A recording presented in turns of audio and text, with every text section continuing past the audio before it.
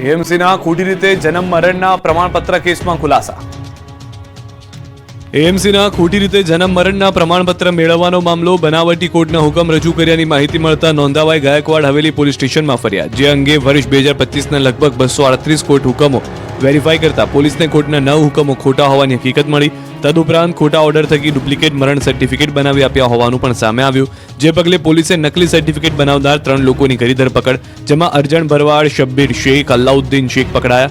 આરોપીની પૂછપરછમાં જાણવા મળ્યું કે મિલકત હડપી લેવા માટે ખોટા મરણના પ્રમાણપત્ર લેવાની જરૂરિયાત પડી, તો વકીલ પાસે 50,000માં એક પ્રમાણપત્ર બનાવતા હોવાનું પણ સામે આવ્યું. ઉલ્લેખનીય છે કે અગાઉ ઇમરાન કાઝી નામના વકીલે કોર્ટના ખોટા ઓર્ડર બનાવ્યા. કેસમાં પોલીસે તેની ધરપકડ કરી. હાલ તે જ્યુડિશિયલ કસ્ટડીમાં જેલ હવાલે કરાયો છે. સારવારમાં એક યુવકના મોતના મામલે 9 મહિના બાદ આખરે 2 તબીબ સામે ફરિયાદ.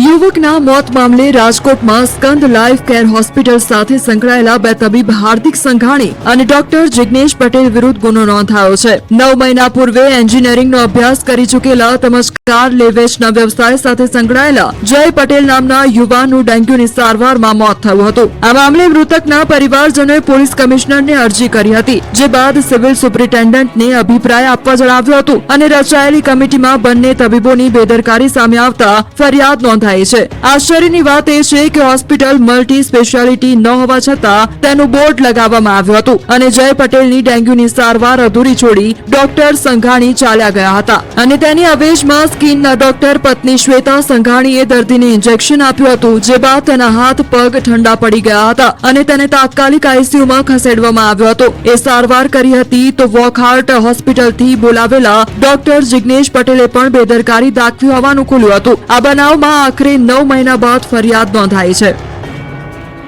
વાવેતર છોડીને ખાતર માટે કતારમાં ઉભા રહેવા ખેડૂતો મજબૂર છે.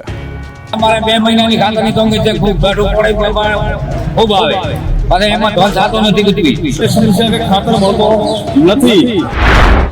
વાવેતર માટે ખેતરમાં જવું કે ખાતર માટે લાઈનમાં ઉભા રહેવું, આ શબ્દો છે ખાતર માટે કતારમાં ઉભા રહેલા ખેડૂતના.